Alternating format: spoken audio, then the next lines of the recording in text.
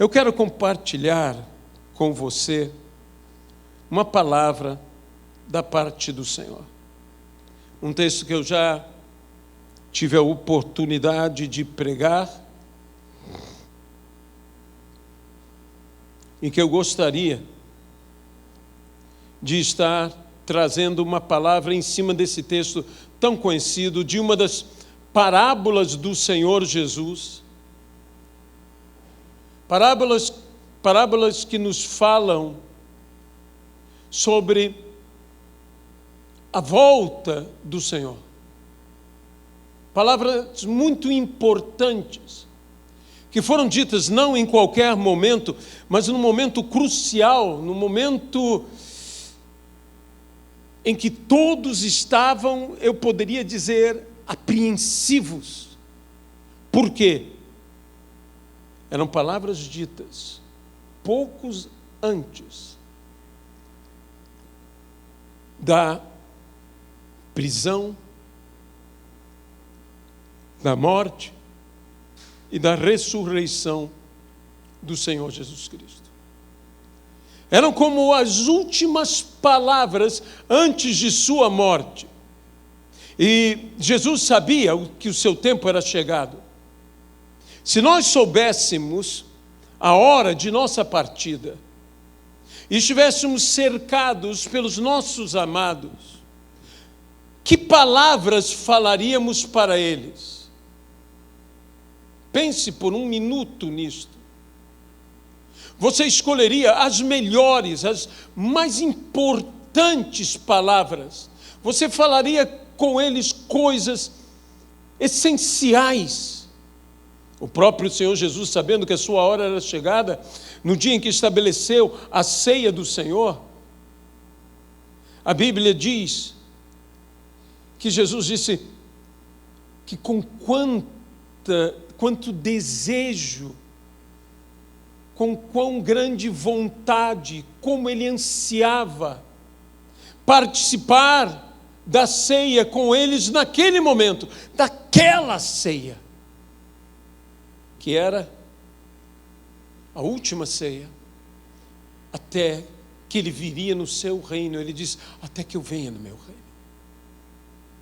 Jesus ali falou palavras tão importantes, seu coração falava alto. E aqui nós estamos vendo Jesus falar e falar, como ele sempre falou, com o coração, mas um coração que falava alto naquele dia, porque ele sabia que a sua hora era chegada.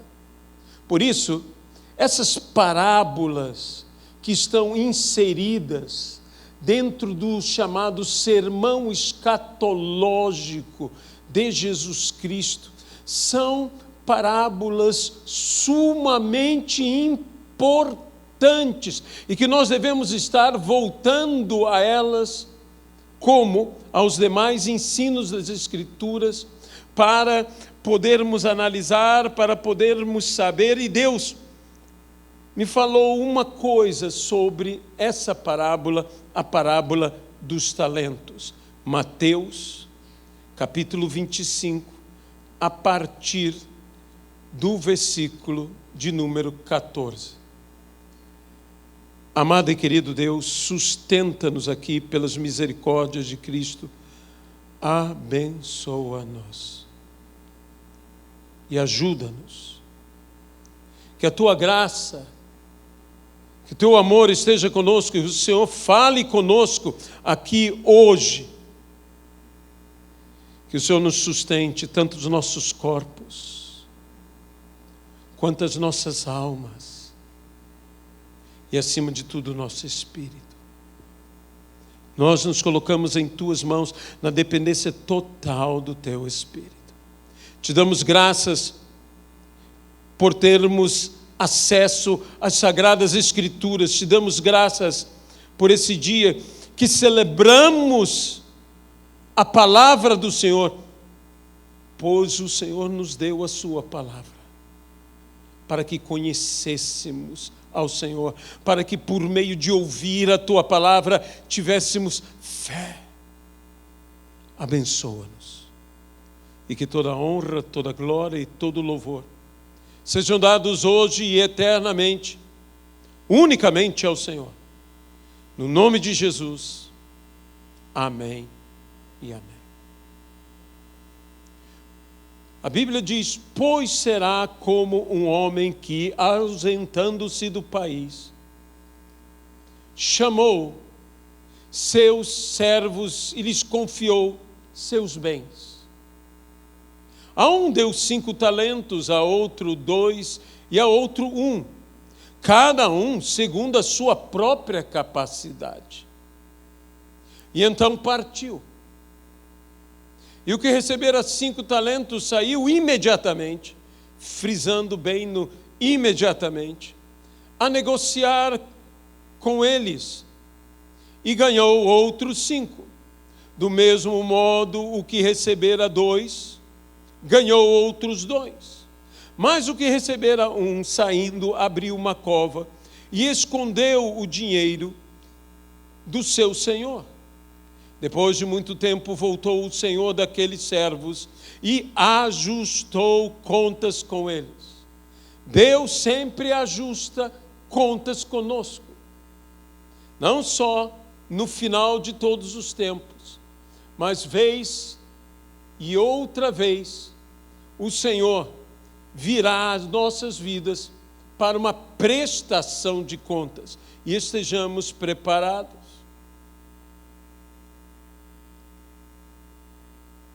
E então, aproximando-se, o que recebera 5 talentos, entregou outros 5, dizendo: Senhor, confiaste-me 5 talentos, eis aqui outros 5 que ganhei. Disse o Senhor: muito bem, servo bom e fiel, foste fiel no pouco, sobre o muito te colocarei. Entra no gozo do teu Senhor. E aproximando-se também o que recebera 2 talentos, disse: Senhor, 2 talentos me confiaste, aqui tens outros 2 talentos que ganhei. Disse-lhe o Senhor: muito bem, servo bom e fiel, foste fiel no pouco, sobre muito te colocarei. Entra no gozo do teu Senhor. Chegando por fim o que recebera 1 talento, disse: Senhor, sabendo que tu és homem severo, e ceifas onde não semeastes, e ajunta onde não espalhaste, receoso escondi na terra o teu talento, aqui tens o que é teu. Respondeu-lhe, porém, o Senhor: servo mau e negligente, sabias que eu ceifo onde não semeei e ajunto onde não espalhei? Cumpria, portanto, que entregaste o meu dinheiro aos banqueiros, e eu, ao voltar, receberia os juros do que é meu. Tirai-lhe, pois, o talento e dai-lhe ao que tem 10, porque a todo o que tem se lhe dará, e ao que terá em abundância, mas ao que não tem, até o que tem lhe será tirado. Servo inútil, lançai-o fora nas trevas, ali haverá choro e ranger de dentes. Servo mau e negligente. Negligência é um pecado daqueles que foram chamados a servir. A grande falha daqueles que foram chamados a servir é a negligência. E a negligência, mais do que prejudicar aquele que nós deveríamos servir, prejudica a nós mesmos. Aos que foram de imediato, que prontamente se puseram a trabalhar, estes conseguiram. Veja que o Senhor teve fé, confiou em todos eles. Não foi por falta de confiança. Ele confiou a cada um deles, teve confiança em cada um deles e confiou na proporção da capacidade de cada um deles. Ele não deu nada que aquela pessoa não tivesse a capacidade de gerenciar, de ter.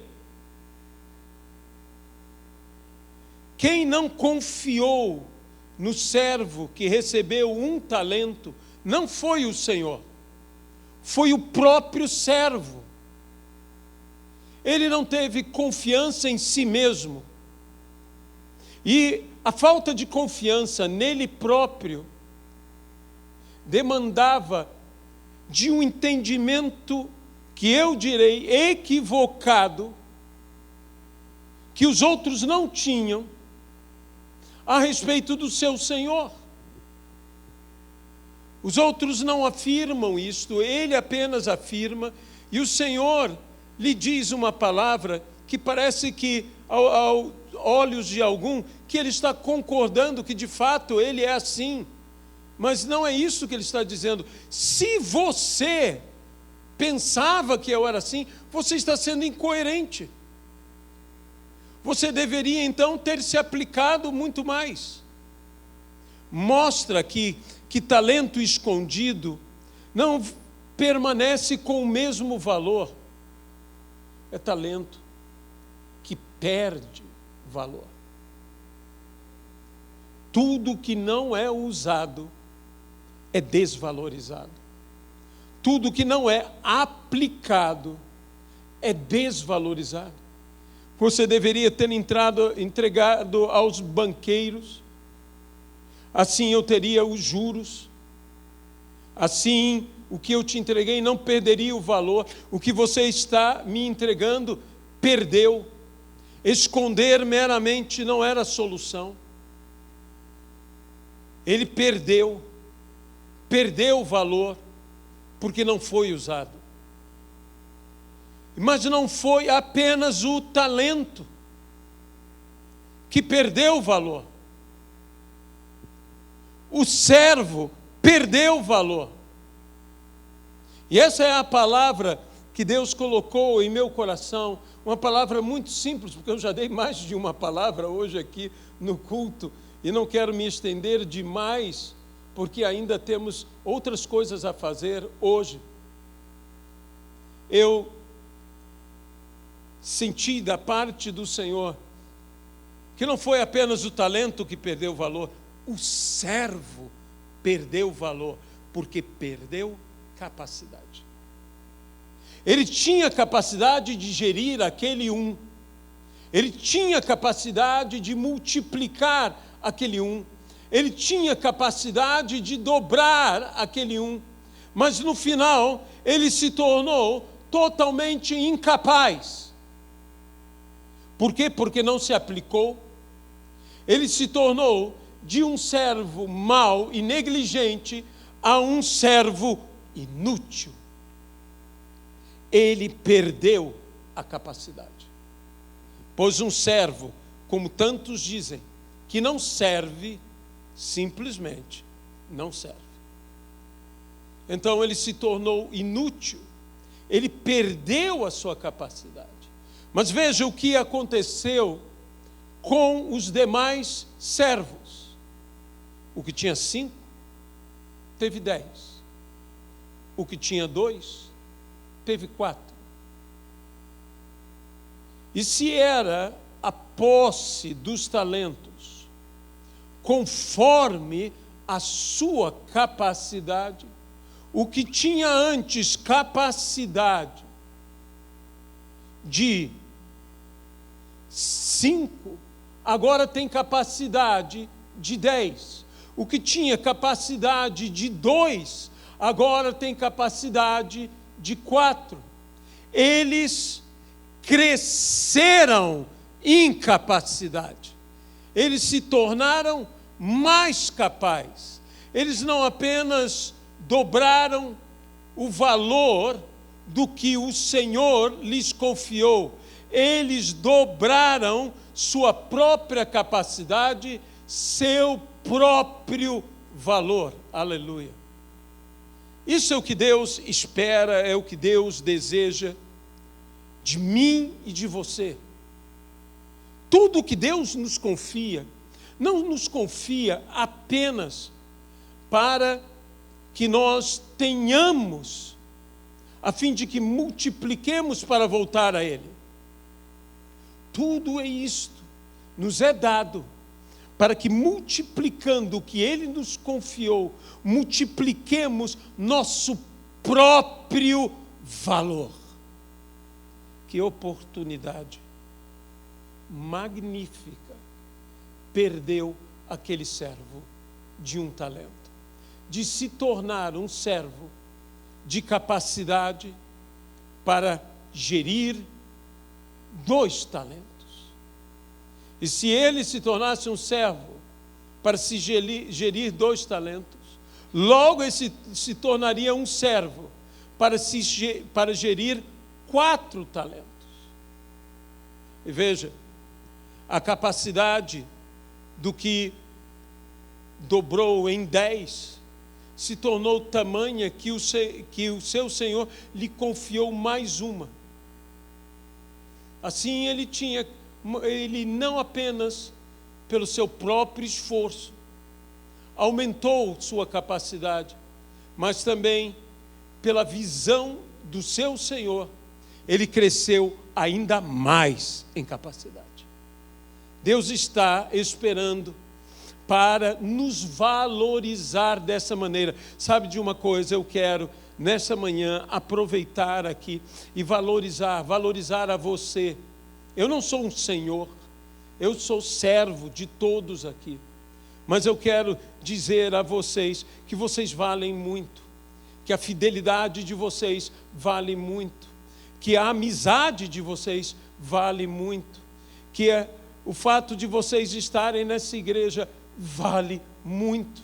Quão é maravilhoso ver o povo maravilhoso que Deus nos concedeu. Digo isso a todos. Quero aqui, diante de Deus, glorificar a Deus pela vida de todos vocês, de todos que já estiveram, já passaram por esse ministério, e ainda pela fé de todos que virão. Vocês são talentos dados por Deus. São são pessoas, porque os talentos são coisas, mas vocês são pessoas extraordinárias. Eu louvo a Deus por cada vida, por cada criança, por cada adulto, por cada pessoa de mais idade que o Senhor tem concedido que esteja conosco. E aos que têm idade, eu digo, ainda sendo velhos, darão muito fruto. Você está no momento de dar mais fruto na tua vida. Você não está no momento de parar, de descansar, não. Você é um servo que imediatamente irá sair e multiplicar o que o Senhor, Deus, te tem confiado. Nós cremos nisso de todo o meu coração. Aos que estão em sua plenidade, eu direi, vocês são como esses servos. Deus tem confiado a vocês. Vocês não estão aqui apenas para fazer uma vida. Tudo isso é importante. Adquirir bens, isso também tem sua importância. Viver seus sonhos, isso é maravilhoso. Mas vocês estão aqui para que em tudo que vocês venham a fazer, em tudo que vocês venham falar, falando e fazendo, façam para a glória de Deus. Vocês estão aqui para multiplicar os seus talentos. As crianças, eu olho para elas e vejo os pequenos Moisés, aqueles que nascem marcados para um destino, um futuro glorioso. Eu creio em tudo isto de todo o meu coração. E eu não estou falando isso para massagear o seu ego. É importante que façamos isso. Tenho visto em algumas vezes, em alguns lugares, em alguns ministérios, pastores dirigindo rebanhos com chicote em vez de com cajado. O chicote só vai ferir a ovelha. O chicote poderá matar a ovelha. nós precisamos dirigir a ovelha com vara e com cajado. E a Bíblia diz, a bondade e a misericórdia. Se a vara é a bondade, a misericórdia é o cajado. E nós temos que conduzir assim o rebanho do Senhor, sabendo que o rebanho nunca é nosso, é do Senhor. E a coisa que eu mais glorifico ao Senhor é que você é do Senhor. Os verdadeiros valores que nós temos que entregar a Deus não são valores monetários. Isto o fazemos. Isso mostra a nossa fidelidade. Como eu disse, isso mostra o nosso compromisso. Isso mostra a nossa preocupação com a obra do Senhor. Nesses dias, o inimigo tem mais do que matado, roubado e destruído. O ladrão vem roubar, vem matar e destruir. Há muitos ladrões e roubadores que roubam nossa paz, que roubam nossa tranquilidade, que roubam nossas finanças, que roubam nossa saúde, que roubam tantas coisas de nós. Ele veio roubar, ele veio matar, ele veio destruir. Mas às vezes, antes de roubar, antes de matar e antes de destruir, ele faz outra coisa. A Bíblia diz, onde os ladrões, não o ladrão, mas os ladrões, escavam e roubam. Essa palavra escavar pode ser traduzida pela palavra minar. Quantas pessoas, quantas famílias estão minadas no seu relacionamento familiar? Quantas economias, seus recursos, suas finanças, você está minado. Isso não veio de um golpe, como foi no caso de Jó. Isso veio num ritmo. O ladrão escavou. Ele foi minando, num processo contínuo até chegar para poder roubar, para poder matar e para poder destruir. Não vamos permitir mais o inimigo minar nas nossas vidas. Vamos repreender esse adversário. Esses dias, nosso diácono Gianluca, ele teve um sonho em que ele viu ratos. Ratos. O problema de ratos é que são diferentes de cobras e escorpiões. Deus nos deu o poder, e bem disse o Luca a respeito disso, eu repito as palavras dele, que cobras e escorpiões, Deus nos deu autoridade para pisar sobre cobras e escorpiões e nenhum mal nos sucederá. Mas o rato, você sabe qual é o problema do rato? É que você convive com ele. Você convive com o rato. E o rato está devorando, está consumindo as coisas que você tem. Ele está contaminando, porque ele traz contaminação com ele. Mas nós não percebemos. O rato não se mostra tão visível como, pasme, um escorpião se mostraria, e imediatamente nós nos armamos contra ele. Uma cobra se mostraria, e imediatamente nós nos armamos. Mas o rato pode estar andando pelas paredes,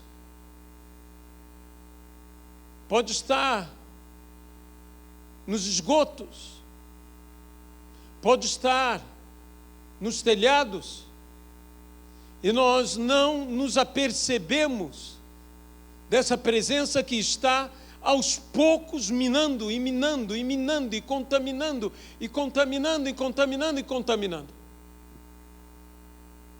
E que nós temos que repreender isso. E no nome de Jesus eu quero repreender essa presença demoníaca em nossas vidas, em nosso viver. Que não mais os ratos possam. Você sabia que há uma estatística Eu não sei de onde tiraram isso, mas uma estatística que me surpreendeu. Londres, nós estamos falando de um país de primeiro mundo, a Inglaterra, nós estamos falando de uma cidade de ponta, Londres.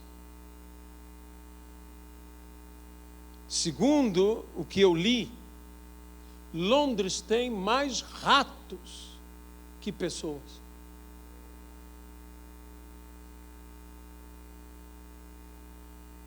Na Praça Antero de Quental, no Leblon, nas obras do metrô, eles começaram a fazer obras ao redor, e de repente, minha tia Lúcia, que morava muito próximo, houve-se um barulho, um estrondo, se treme a terra como um terremoto, e as pessoas saem para ver o que tinha acontecido.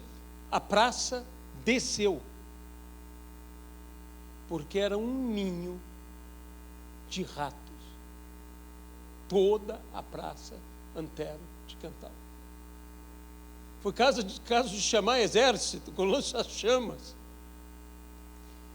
para poder eliminar os ratos. Meus irmãos, ratos não apenas vêm, eles se multiplicam e muito. Há de se enfrentar esse espírito imundo. Há de se lutar contra estas coisas. Hoje eu quero declarar na tua vida uma virada de destino. E na nossa igreja, para a nossa igreja, basta de ratos. Isso é uma peste. Nós não podemos aceitar isso em nossas vidas, em nossas finanças, em nossas famílias. Eu estou abrindo esse parênteses no meio dessa mensagem, porque creio ser isso de suma importância para todos nós. Quantas vezes você tem dito, se eu tenho me esforçado, eu tenho trabalhado, mas parece que estou como que pegando água com as mãos, as coisas estão escorrendo entre os meus dedos. O que está acontecendo? O ladrão está minando. E nós não podemos permitir. A Bíblia nos diz, se o pai de família soubesse a que horas vem o ladrão, vigiaria e não permitiria que ele entrasse. A Bíblia diz, vigiai e orai. Sabe como você não permite? Orando. Você pode dizer amém a isso? Vamos enfrentar isto. Vamos enfrentar isso na base da oração. Eu creio no poder da oração. Olha, eu vou dizer uma coisa. Eu estou orando a Deus. Deus é fiel. E nem a infidelidade do homem anula a fidelidade de Deus. E com fidelidade Deus vai nos abençoar. E quando Deus te abençoar, seja grato a Deus, seja fiel a Deus, fiel nos dízimos e fiel nas ofertas. Porque eu não me espantaria de, nesses próximos dias, ainda neste ano, você ser surpreendido por uma bênção extraordinária. Eu não me surpreenderia. Por quê? Porque eu sei que, embora nossa fidelidade nem sempre é como deve ser, Deus é sempre fiel.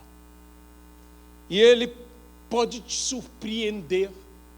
Negócios que antes você não tinha, fazer. Um trabalho que antes você não tinha, agora ter. Dentro do seu serviço, dentro do teu negócio, crescer. Um caso que estava para se resolver na justiça, se resolver a teu favor. Coisas como essas e muitas outras coisas. Uma herança inesperada, recursos inesperados, virão à tua vida. E quando isto acontecer, lembre-se de Deus. Seja grato. A primeira coisa que você deve fazer, ajoelhar-se e dar graças a Deus. É a primeira coisa. Agradeça ao Senhor. Às vezes, nós esquecemos tanto de agradecer. Sabe, agradecer nas horas da refeição não é apenas um costume, não pode ser apenas isso. Tem que ser uma oração de todo o seu coração. Quando você estiver na sua casa, quando você deitar sobre a sua cama, agradeça ao Senhor. O lar que você tem, o lugar que você tem, o teto que você tem. Quando você se levantar no outro dia, agradeça ao Senhor pela vida que você tem, um dia a mais que Ele te deu. A graça dEle está conosco, porque estamos vivos. E até aqui nos sustentou o Senhor. Ebenezer, até aqui o Senhor nos abençoou. Nós temos que ter esse espírito de gratidão e viver em ação de graças ao nosso Deus. E a ação de graças nos levará à presença de Deus. E na presença de Deus, há bênção. E seremos abençoados. Os grandes valores que nós devemos dar a Deus, naquela palavra que Cristo deu aos que lhe perguntaram: é justo dar a César, pagar imposto? Jesus, tomando a moeda do imposto, mostrando a todos, perguntou: de quem é essa imagem, essa figura? E essa inscrição? E lhe responderam: de César. E Jesus, que sempre responde o que nós lhe perguntamos, disse: dai a César o que é de César. Meus amados irmãos, nós temos que dar a César o que é de César. Inclusive, a igreja tem que dar a César o que é de César. E eu digo no nome de Jesus Cristo: a igreja dará a César o que é de César. A igreja cumprirá com todos os seus compromissos. E falo isso como palavra profética aqui, na casa do Senhor, declarando que essa bênção virá sobre todos nós. Mas a igreja tem que ir além do que dar a César.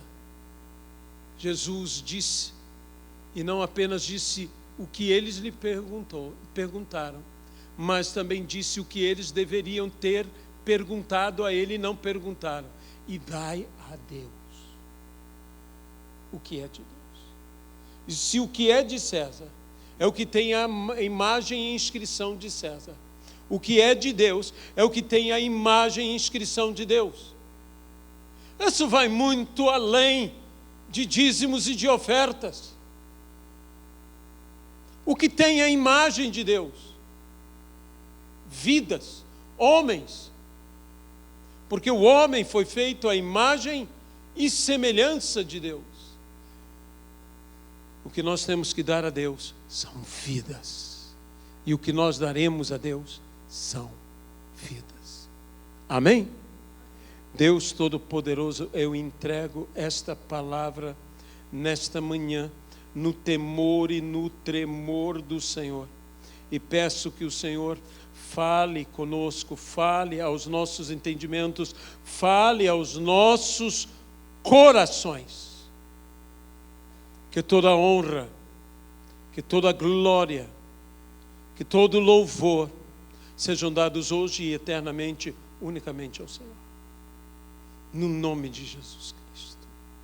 Amém.